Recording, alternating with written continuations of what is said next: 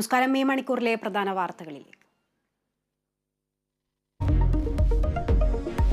Thrissur CPIM ജില്ലാ കമ്മിറ്റിയുടെ bank of ഇന്ത്യയിലെ അക്കൗണ്ടുകൾ മരവിപ്പിച്ചു. നടപടി ആദായ നികുതി വകുപ്പിന്റേത്. പിൻവലിച്ച 1 കോടി ഉപയോഗിക്കരുതെന്നും നിർദ്ദേശം. രാഷ്ട്രീയമായി LDFനെ തകർക്കാനുള്ള ശ്രമമെന്ന് MM വർഗീസ്.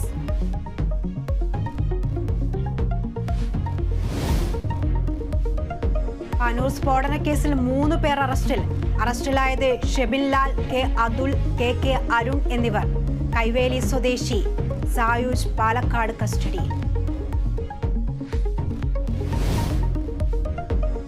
ICU പീഡനക്കേസിൽ അതിജീവിതയ്ക്കൊപ്പം നിന്ന PB അനിതയുടെ സമരം 6ാം ദിവസം.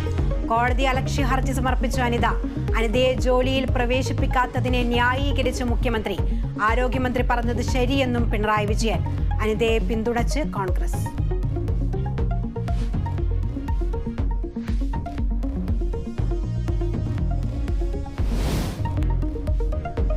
റെക്കോർഡുകൾ തകർത്ത് സ്വർണ്ണവില കുതിക്കുന്നു. പവന് 52,000 കടന്നു.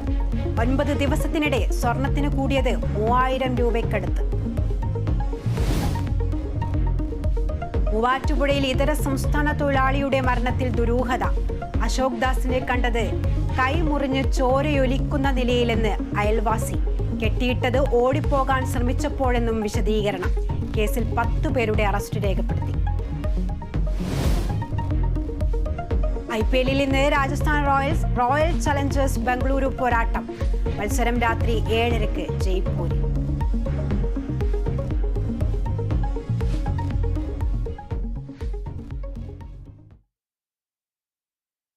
വിശദമായ വാർത്തകളിലേക്ക്.